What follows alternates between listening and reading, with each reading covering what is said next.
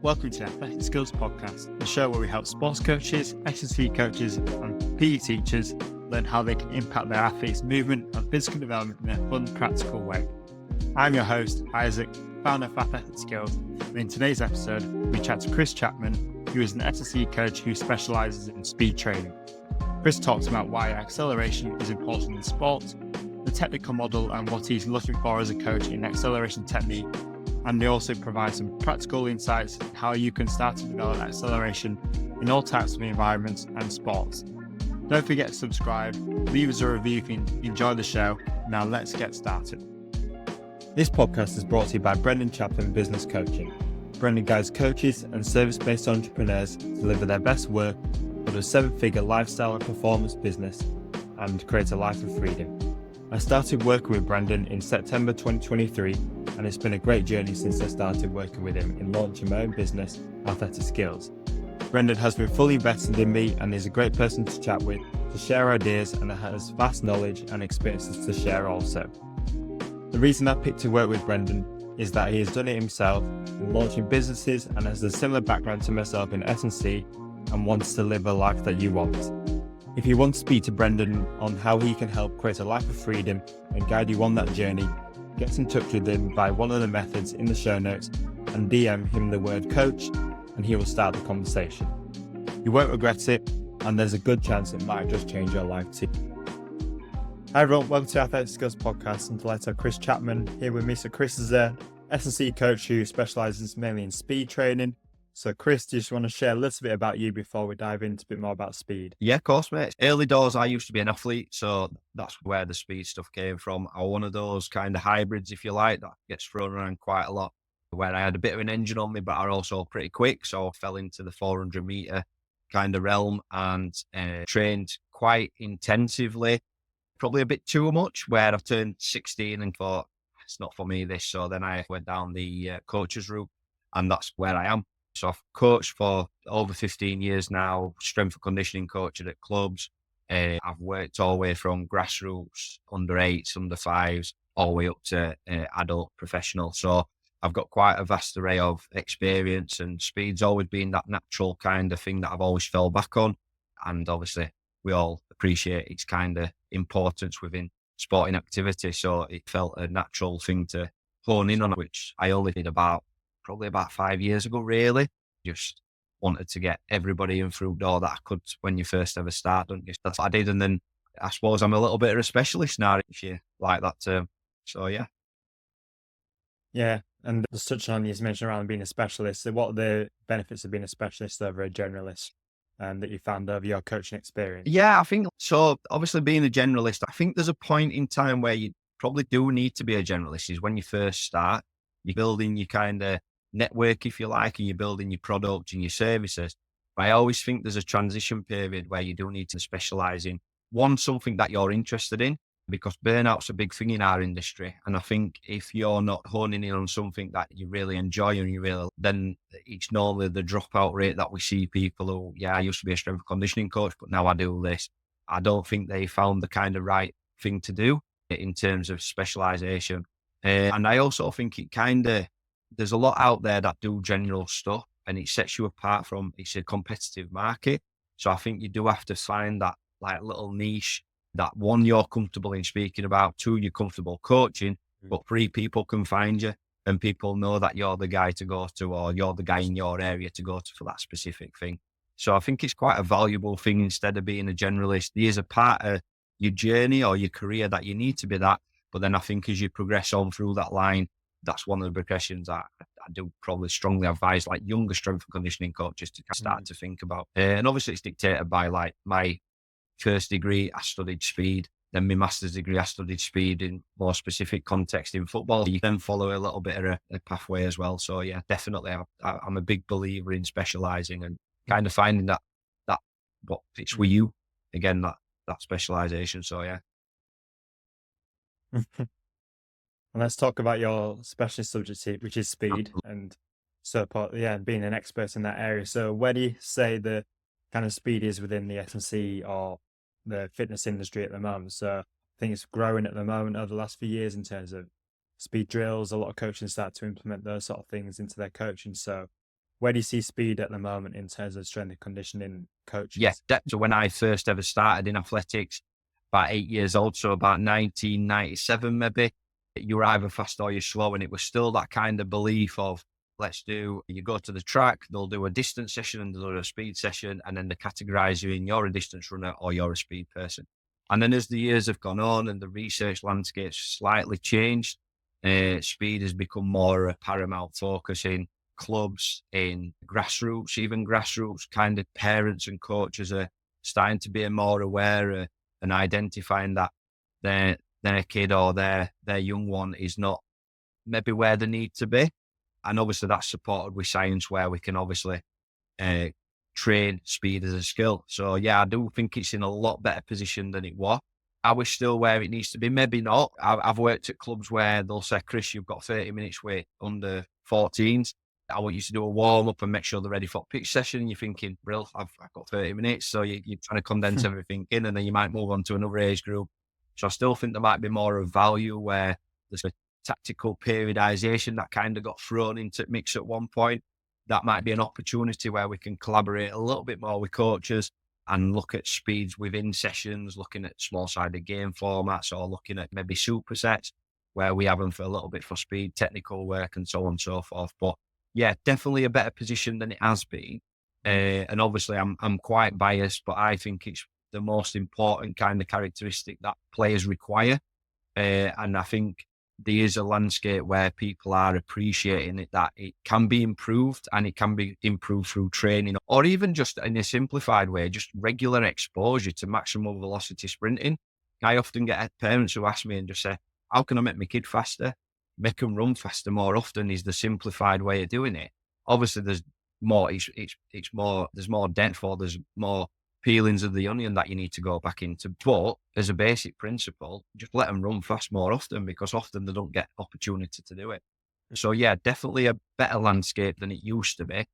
Probably not where a lot of us speed coaches want it to be, but it's definitely going in the right direction, I would say. And I was thinking back to my journey as a strength and conditioning coach, and also the educational pathway that a lot of coaches will go through. And primarily, you'd say majority of your training and education will be within the gym setting rather than on the pitch and field based. So trying to get that balance of coaching actually on the pitch and outside on the field compared to in the gym. So would you say there's still that imbalance in terms of coaches would be more comfortable within the gym to a field based I setting? think so. I think like that strength and conditioning, there's always that argument into where when you go through your education pathways, whether it be degree or your kind of level 4 qualifications or whatever, there's always an emphasis on the strength part, and the conditioning kind of gets shoved away a little bit, or there might be a little bit on maybe mass protocols or anaerobic speed reserves and all that kind of stuff.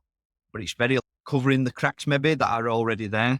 So I do think there's still that kind of avenue, not necessarily in the strength and conditioning world either. I think it's more like with the coaches as well that you're working with, because at the end of the day, when you're working with clubs, the coach is your manager ultimately. And I think they also constrain you and say, your strength and conditioning coach, we want you in the gym, we want you doing this. The only time to seem to do your conditioning in pre-season, and then it's all gym work.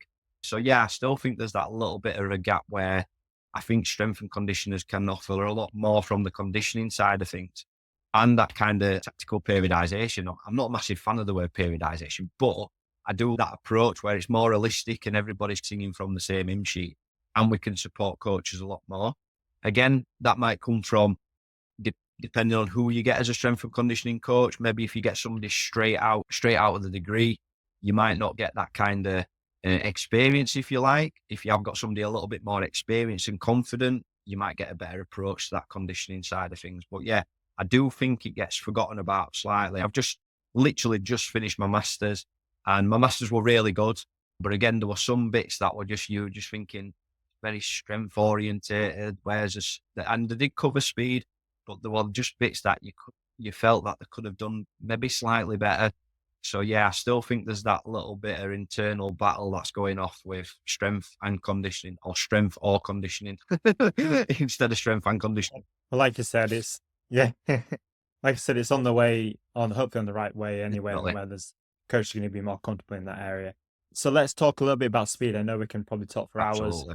on end about speed. So let's just talk about acceleration today. And around this phase of someone sprinting, or how that can fit within team sports. Or so firstly, let's touch on why you think acceleration is important for an athlete. Yeah. So there's two parts to that question ultimately is the coaches themselves. So I get a lot of people that come to me, and so for example, one kind of case study, if you like, I've just had a lad who plays rugby union. He's got a scholarship in America, rugby union, finished his scholarship, obviously broke up for the 6 weeks, and then obviously they go back.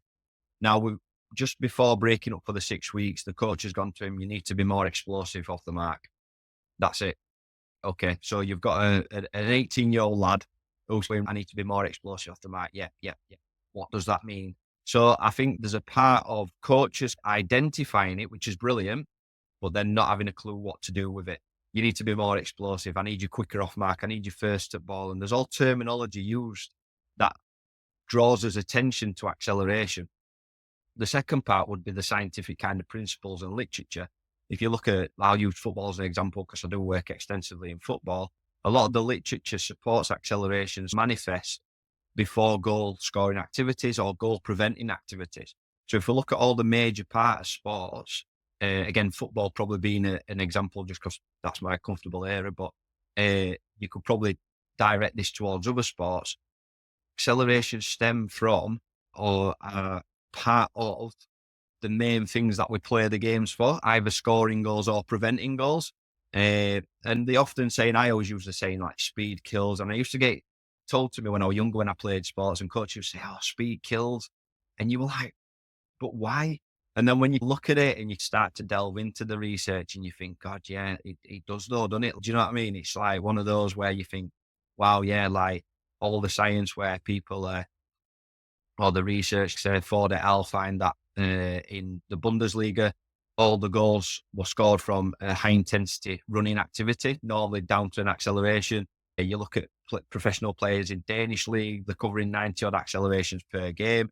And that's all within actions that made an impact on the game. So I think it's vastly important. And I think coaches do recognize it, but don't know what to do with it. And then the science kind of from our perspective, we can then plug the science in. So that seems to be the way the landscape works, is that either coaches have said something to the player, maybe told the parent, or the parent sat in, parents gone, we need to search for somebody who does that. And then we come in with the science and said, look, this is a skill, can definitely improve it. This is how we're going to improve it. We'll do a better analysis and so on and so forth. So yeah, it's a massive part of sporting activity. And I think that's sometimes one of the things that maybe make people achieve the goals, i.e. professionals, compared to them who maybe not. I can remember speaking to a scout at one of the clubs I were at, and I said, what do you look for in players? What is it? What is it that you see? And he says, we've got qualified coaches who can make them better footballers. But what we're actually looking for is the physical capabilities, because often we don't have time or we don't have the ability to change that within the time frame we've got. So they're looking at fast players, physical players and stuff like that. So I think that's another thing where it's quite important to players who are playing in certain sports to make them aware of that and make them aware that it is a skill and we can improve it. So let's touch on that example that the coach comes to you with a player and says they need to be more explosive, they need to get off the mark quicker. And you mentioned that rugby example there. What are you looking at as a speed coach in terms of that first initial phase and then where you're going to go from in terms of developing their acceleration? Yeah, absolutely. So obviously everything starts with testing and building figures and quantitative measures that you can then use. So ours is twofold really. So because this guy came from quite a good program in America, it were a thing to speak to the strength and conditioning coach and get his figures for squatting, deadlifting, all the kind of parameters that they test. Once I got them, I did my own little test. So I use GPS. So we hook them up to a GPS. We do some stimulus stuff. So that could be accelerations off the mark, flying 30s, dead stop 30s. So that they're going from 2-point stance. And then we'd look at hamstring capacity, calf capacity, a counter movement jump. So basically all we're doing ultimately in a nutshell is we're looking at the force velocity capabilities ultimately. Once we've got that information, that's when we can start to structure the plan of action or the pathway that we're going to follow. So if we've got an athlete who's very capable in the force, which I've had before, you watch the lad run and the force was unreal. He just didn't know how to use it. His timing were all off. His patterning were all off. So the objective there is to get the velocity kind of side of things going. So within the gym setting, we're looking at lifting weights faster. We're looking at or lifting weights with purpose, as people say. And then when we're on the track or on the street or field, we're then looking at actually improving the timing and the patterning of the movement. So we do that through drills, or we might do that from resisted protocols, and trying to get that timing a little bit more. So again, it's for me, the first thing you've got to test, you've got to have some quantitative measures to analyze the person. From there, analyze the videos. I'm always a bit skeptical about slow motion. I think slow motion gives you very good feedback, but is it a bit of a false feedback? Because how often do you see people moving in slow motion? So I always try and analyze first just full speed. And then once we've analyzed full speed, it might be, I always try and use the slow-mos to maybe enhance a coaching point, maybe instead actually analyzing from a slow-mo. And then we'll work on a 6-week program, which would be phase 1, with 2 or 3 clear focuses. And then we just progress it from there. So yeah, the ultimate thing is test and then create your kind of program from that quantitative measures that you've taken from. So I got a couple of questions off the back of that. So firstly, in the testing side, so you mentioned around a lot of different testing protocols you can use. You can use GPS, kind of even jump off, I'm guessing off force plates and things like that. So if we want to make it a bit more practical for any coach out in the field, let's say they don't have access to GPS or force plates or something like that, are there any good practical tests you might use with minimal equipment that you can still get good outcomes from? See someone's force velocity curve or just their actual acceleration ability? Absolutely, mate. So basically, there's a couple of apps that are out. So there's my Jump app and my Sprint app. So all my apps, basically, we can use them. Basically, they just use a video. You upload the video. You can either do a counter movement jump, you can do a sprint. And it basically on the sprint, you have to set so many cones. So for example, you do a 30-meter sprint and there's a cone set up at every 10-meter point. And then what they do is it tells you how to video it. You video it from a certain extent and then upload the video, and then it'll tell you at what points they got the times, and then it'll create a force velocity curve off the back of that. Everybody's normally got a phone nowadays, and the My Sprint app may be free or a couple of quid, but again, it's better than using force plates or renting force plates or even buying force plates if you've got that money. So that's a good one. Video, I'm a big fan of video. I think video not only gives you the feedback, but it also gives the athlete the feedback. So I always like to give the athlete the phone or the video and then start to talk or ask them questions of what they're seeing and then coach from there. So I also always think that's a really good one. In the past, I've used just a broad jump. So get a tape measure, set a cone up and just say, right, jump as far as you can and get the distance. I've used a triple op test, counter movement jumps a little bit harder to do, and then a 30-meter sprint or a 10-meter sprint and just time them. And then I've used those protocols and they've been quite successful, to be fair. And I know some people might go, well, it's not very reliable and all that kind of stuff, but hey, it works. If somebody's seen that the 10-meter time's improving or the 30-meter time's improving and the jumping further, then we obviously know that the program's working, and ultimately that's what we're doing it for. We're doing it to make sure that our intervention is relevant and they're getting the adaptation that we want from it. So yeah, I think there's some really simpler or easier protocols that you can use. My goes to broad jump, video analysis, 30-meter and a 10-meter sprint timed. All can be done with the phone and cones. And then that 30-meter sprint, what distance are you saying that acceleration is a key part of that phase? So is it the first 5 meters, 10 meters?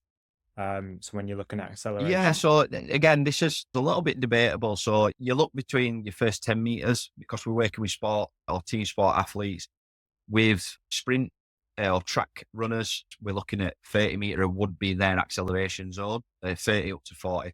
Obviously, because we're working predominantly in teams, we look at either a 10-meter or the first 11 steps. It'd be normally, depending on the athlete, obviously, because it's individual, but normally the first 11 steps of the acceleration, and they've normally reached max velocity at that point. Obviously, working with sports, we want them to get to max velocity as quick as possible. That's the whole idea behind them accelerating. So obviously, if they can accelerate and get to max velocity within 5 meters, then that's brilliant, and they're pretty rapid, to be fair. But yeah, all between that 10 meters, mate, or 11 steps is normally the kind of golden bar that we judge them from. So let's talk about this coach. So they're looking at this video analysis now, looking at an athlete accelerating. What are the key technical things they're looking for in terms of someone's movement that piece together to create a good acceleration for a good outcome to then get away from that opponent or close the ball down or so on? Absolutely, mate. So first, obviously, when I coach, it's obviously a very closed environment, if you like. So that's one of the challenges, but we've seen massive improvements in that closed environment. The first thing I always look for, and it always reminds me of Happy Gilmore, is it's all in the hips. So a good viewpoint is, I think it was in my degree, one of the coaches or one of the tutors always said, just look at the hips, will give you everything. So always look at the hips. And when I played rugby, another coach were always like, look at the hips. They can deceive you with the arms, they can deceive you with the legs, but they can't deceive you with the hips. So first off, with any coaches or any mentorship that I do, I always say, when we're analysing performance or we're looking at people move, just hone in on the hips. All you have to then do is just look slightly down to the legs and slightly up to the torso and see what the torso is working. Now, relevance to that to acceleration is, I always think that athletes don't use the hips effectively enough. So if we look at the hips of the centre of mass, so therefore they don't project the centre of mass the way they need to or where they need to go. So one of the first things I coach in acceleration is, how can we use your hips more effectively? So are they used to stabilizing the hips? Are they used to throwing the hips forward horizontally or displacing the hips horizontally? And then are they used to squeezing the hips and whipping from the hips? So using the hips because of the muscle groups, glutes, hamstrings, quads, hip flexors, everything around it. Once we get to that point, we then can move on to ground contact patterning, but definitely the hips are the first thing. So we might do things like hip snap through in terms of wall drill. So we get the athlete to kick the leg out to the back, which projects the hips backwards. And then we get them to drive the hips from like the belt buckle into the wall, not overextending, but just to snap through. And then we get them used to doing that maybe with a band to stress the movement out.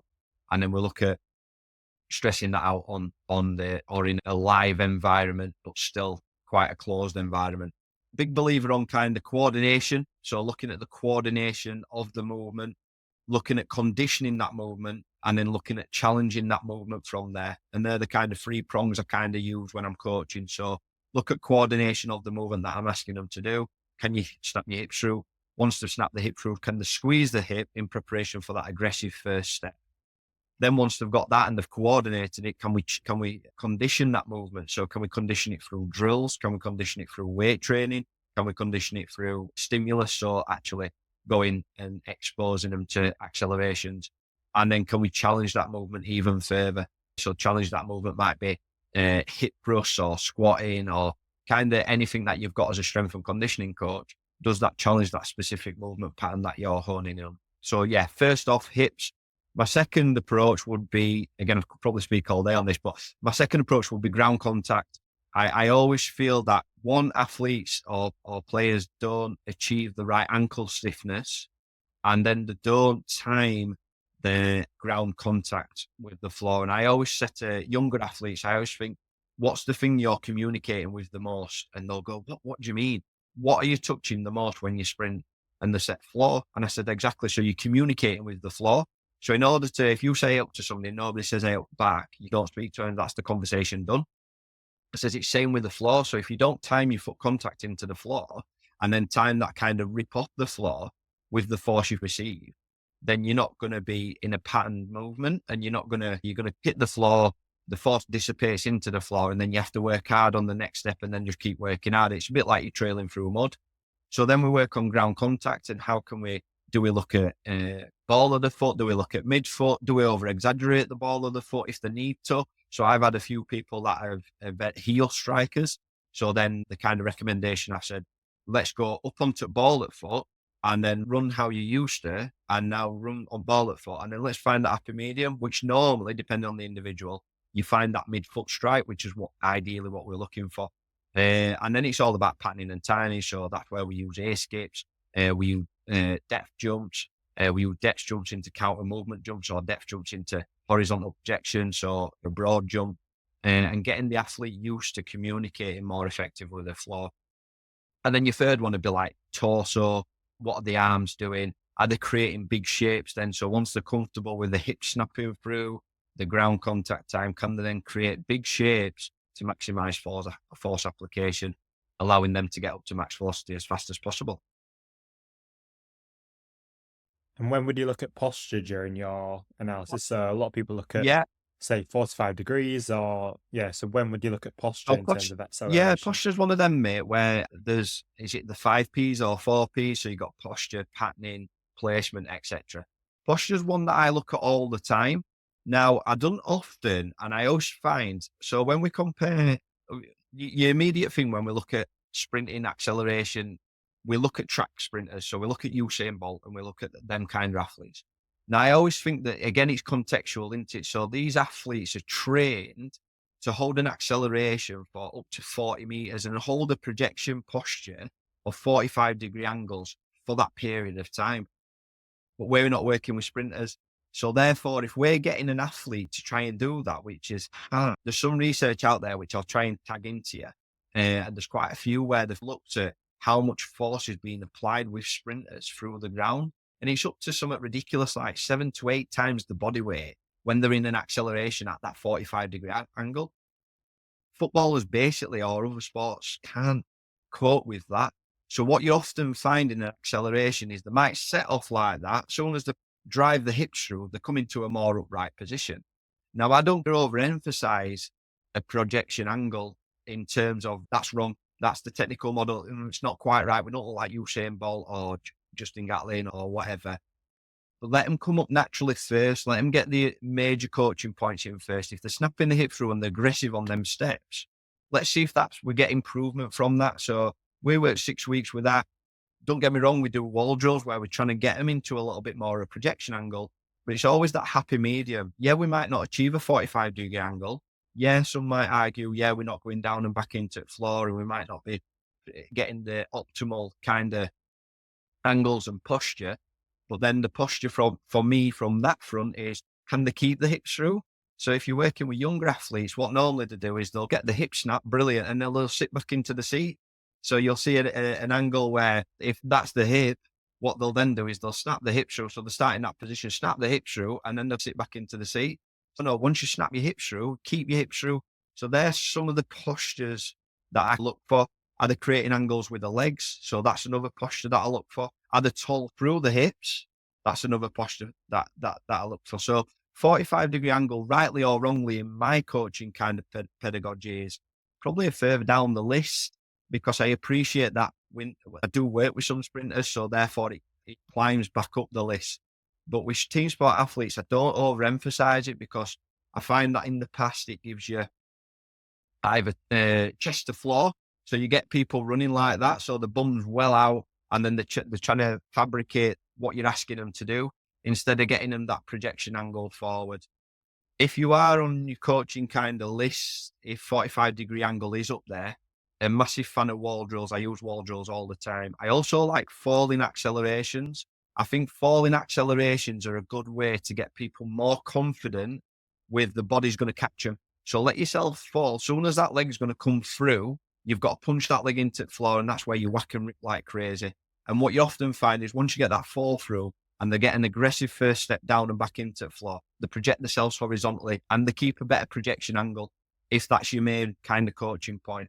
But yeah, in the past, mate, like when I first coached, I really overcoached it, to be fair, projection angle. And they just weren't getting it every time they were starting to ride up. So I changed it a little bit and thought, is it vastly important? Yeah, maybe for a sprinter. For a team sport athlete, it might not be. It might not be the major thing that we want them to do. Are they snapping their hips through, because that'll give them that yard of pace that they need on their opposition? Are they aggressive? Because a lot of team sport athletes are not aggressive in that acceleration. So yeah, they're the two main things. Posture is one overhanging kind of umbrella that I always look for, but it normally stems with the hips, the legs, and then I start to look at the upper body. Are they keeping those hips through, and are they tall through the hips? Like you mentioned, we're putting that technical model from the sprinters or into actual team sports lesson. And generally in team sports, they're not going to be stationary. They're going to be accelerating from a jog Absolutely. or from change of direction. So it's or from a different stance or different direction of where their body have to self-organize it. So it's trying to apply those principles into a team sport setting Definitely. as Yeah, well. that's it, mate. And a key coaching point for me, especially younger athletes, is chuck your hips to the direction that you're going. And that gets them to snap the hips through. So like you say, a lot of team sport athletes, they're coming from they might do a little walk into a sprint. They might do a jog into a sprint. They might jump up for an header or jump up for a catch and then have to sprint.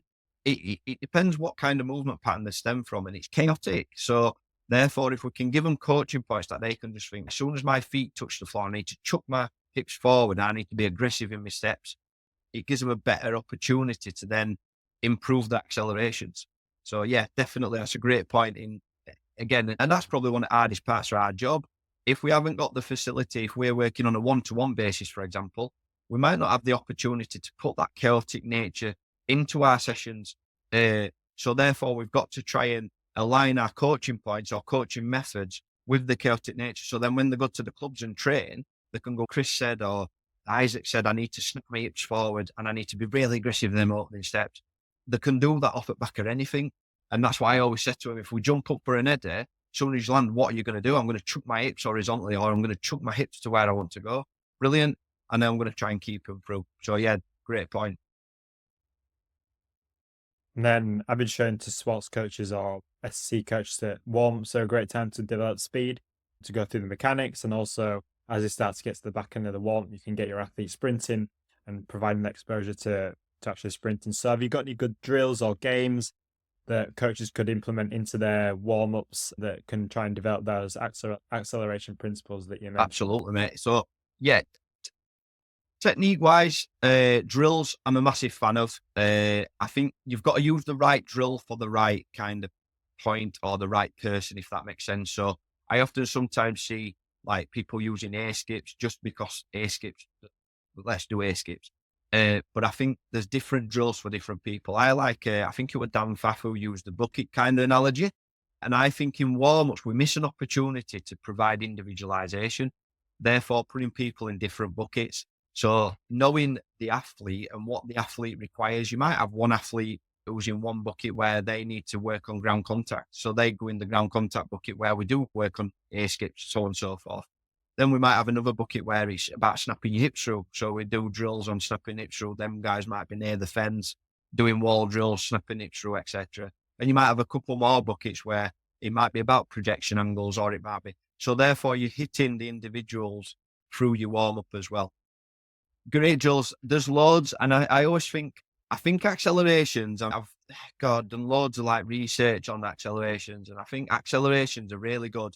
I always get coaches going, we can't accelerate. We're not allowed to accelerate because hamstrings, you'll do the hamstrings in. I always think hamstrings are not that paramount in acceleration. It's a hit that you keep your knee locked and your ankle locked. You're basically creating a 90-degree angle to then go down and back into the floor. It's more glute than hamstring, and you're looking at hip flexors a little bit more. So do we have to be fully warmed up to do some acceleration stuff? Maybe not. I appreciate max velocity 100%. So I always think sometimes we might be a bit scared to do some accelerations. I've got one lad who was injured his hamstring. He's done accelerations from the Friday doing his hamstring to a session with me. He's done accelerations and he's had no issues whatsoever with his hamstrings. And we've kept his speed up there. He's kept his strength up there. We've been doing hamstring rehab, but then also we've been doing acceleration on back rate. So I think sometimes we've got to maybe explore a little bit more and maybe throw stuff out there and think, let's go against the grain slightly on that front. But yeah, a progressive model in terms of drills. So I always work on accelerations is paramount first. Drills such as wall drills. Obviously we do as normal ramp, so raise, activate, mobilize. It's more the potentiate. I kind of drip in the drills. I do a wall series, so start off with a wall switch. Start off with a wall march, into a wall switch, into a snap your hips through, into a snap your hips through with a switch. And they're the four that I do. Then we'd move on to max velocity. I always think we miss out on a transition.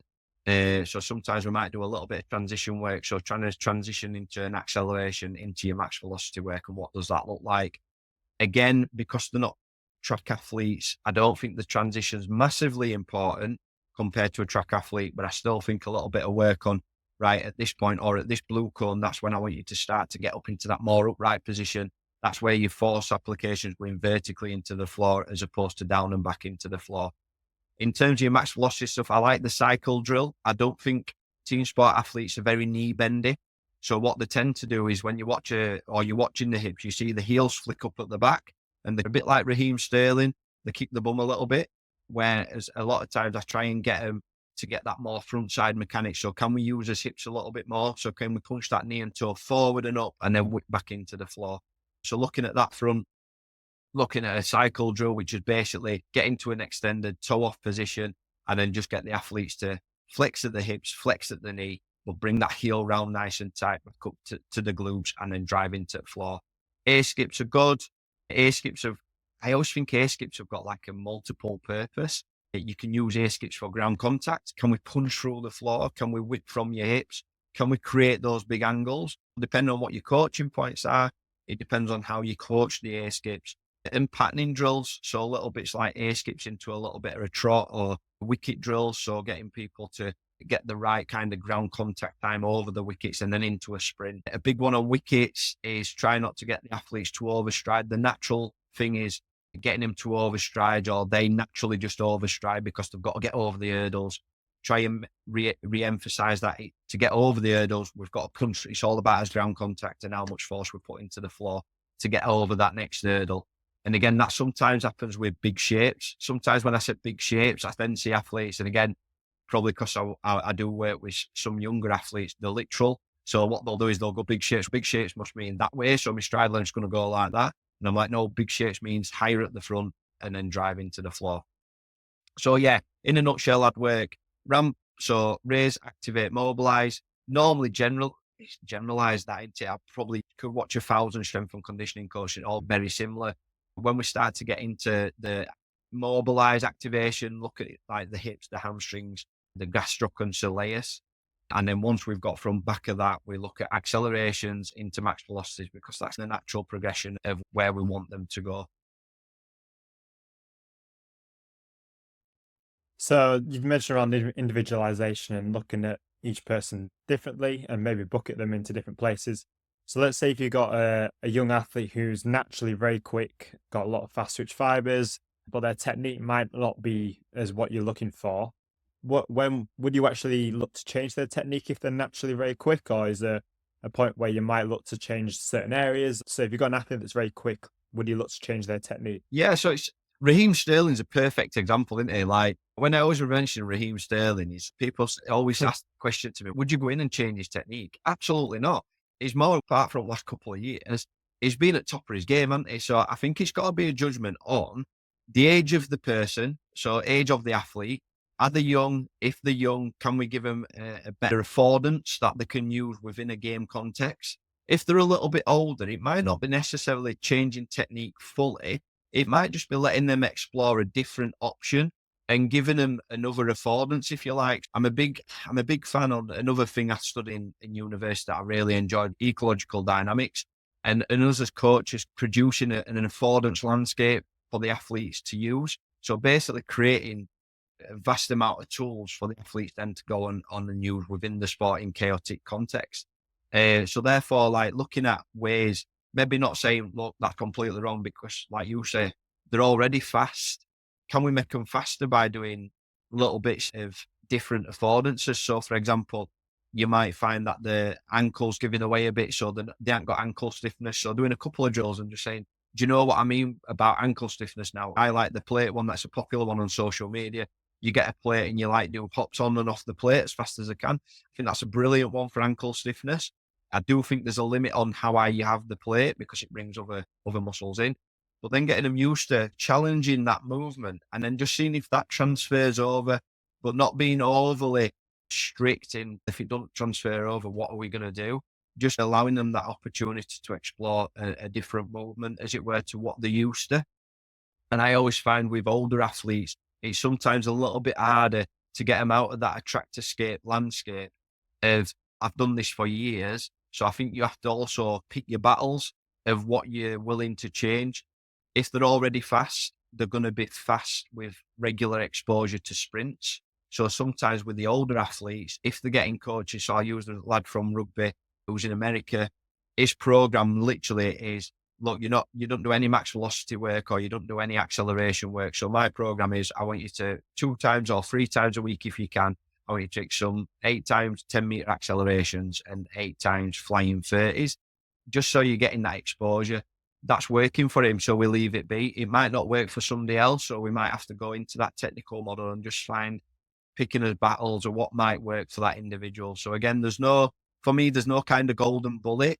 It's all about building that need analysis for that individual of, okay, so what age are they? If they're younger, I think definitely explore different technical models. Get them used to going at a 45-degree angle. Get them used to feeling like they're going to fall over in acceleration. Get them used to running in an upright position and just exploring different ones and getting them to feedback and say, which one felt better to you? I felt better at this one. Right, okay, so we'll explore that one a little bit further.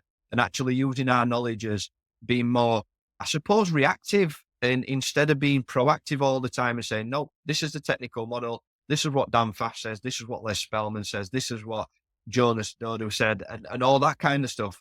But letting them being a bit more flexible and using our knowledge and experience to just intervene when we need to and being confident of when we can intervene. So again, it's all contextual, depending on the person, depending on their career, age. If they're already excelling, it might just be regular stimulus. Like Les says, he goes on physical, technical stimulus. You might just work on that stimulus part of things. So again, subjective to the coach, using your experience and confidence of what you're seeing and picking your battles and not trying to change something really fundamental that they're really going to struggle with. And it probably in the long run might make them slower than faster. I.e. Raheem Sterling as an example. If you tried to get him to go frontside mechanics at age he is now, you're probably going to end his career ultimately. So let's just finish up on, so we've spoken a lot about speed in isolation, so in a closed environment. So let's start to add speed into sort of technical drills. So you said you're mainly football. So let's start to add speed into football. And the common thing I imagine you see is as soon as you put someone with a ball again, then they start to lose their mechanics. They forget what they've done in the closed environment. So how do you work with that transition of starting to bring those speed drills or speed elements into technical coaching? So I really like small-sided games, mate. I think we always miss an opportunity. And I always used to stand there on side when I was kind of coaching or strength and conditioning clubs. I used to think I'm a bit wasted here in terms of not being a big-headed or anything like that. Just thinking I could have an impact on this small-sided game from a physical perspective. And I always think sometimes we miss that conceptualize. And I think that's probably a gap in, and I won't want to blame anybody. I think it's just a natural gap that's just occurred where coaches are coaching. We're doing this small-sided game and that's it. We're working on this technical, this tactical. But what about the physical, like you said? So what about the mechanics and the losing the mechanics maybe slightly? So again, when I coach from a kind of a traditional sense in speed, if you like, from a closed environment, I always try and conceptualize my coaching points a little bit more, like I said earlier. So that makes it a bit more valuable to the player when they're in that chaotic environment and they've got an opposition, they've got tactical constraints, they've got a ball at the feet, or they're trying to look at different positions. In the past, I've used several different things. So I've used like a superset. So what we've done is we've gone into a small-sided game for a couple of minutes. I've analysed from that, maybe filmed it. And then what we've done is we've come out into a little bit of coach. So we've gone, right, what are your mechanics looking like there? I did this at this point. Right, okay, so we're going to go back into this acceleration drill because you did snap your hip through. So therefore, that's why so-and-so bet you took ball because they did.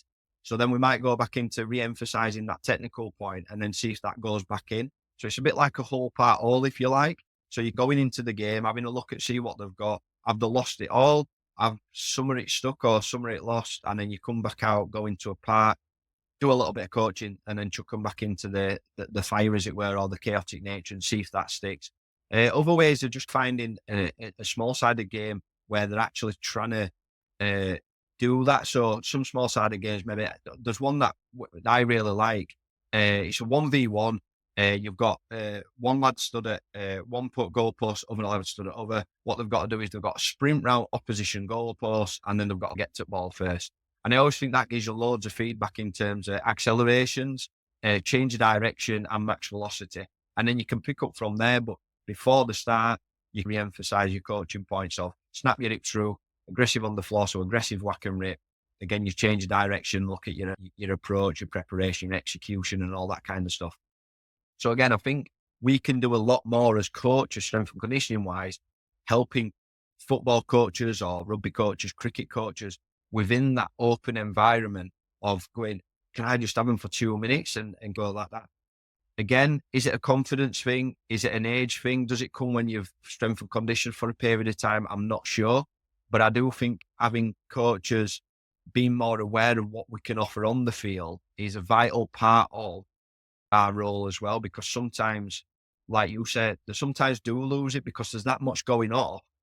They're being asked that much. I think that we've just worked with him on it probably falls down the list because it's not a deep attractor state at the minute because we might have only touched upon it once.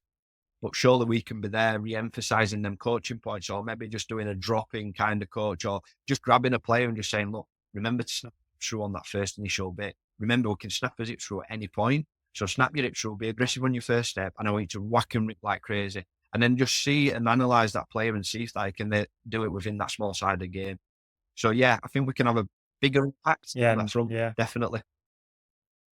Yeah, and I'm just thinking back to my set in cricket mainly, and as soon as you put a cricket ball in someone's hand as a fast bowler, their running mechanics suddenly change, their posture's gone, they're running in zigzags into the wicket. So using that, and I've used that whole thing where you go and bowl for a little bit, then you take them out, look at their running drills into their run up, and then put them back in with the changes and using the cues that you've just used. But also I found feeding back to the technical coach, the bowling coach in my sense, and saying, look, these are the cues I'm using to get into this posture or this position for them to help into their crease. So then they're using the same language as well. Absolutely. And then we're singing off the same hymn sheet as or well. even just having a ball, mate. I've worked early on in my career with rugby league.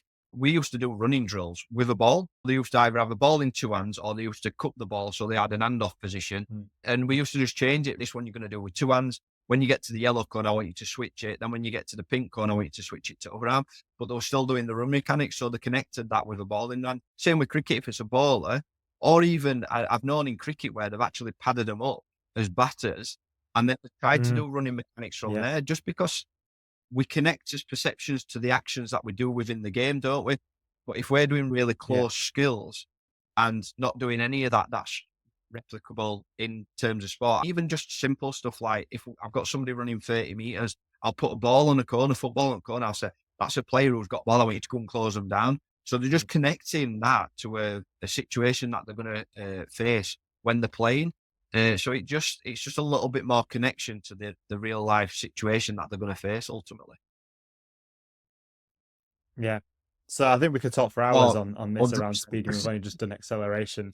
We're only talking about deceleration, change of direction, and other things. So that then say them for later episodes. So if anyone wants to get in touch with you about speed or anything we've spoken about today, is there any ways people can get in touch with you? And have you got anything coming up that people can keep an eye out for as well? Yeah, obviously my social medias. So social media is just at The Speed Mechanic.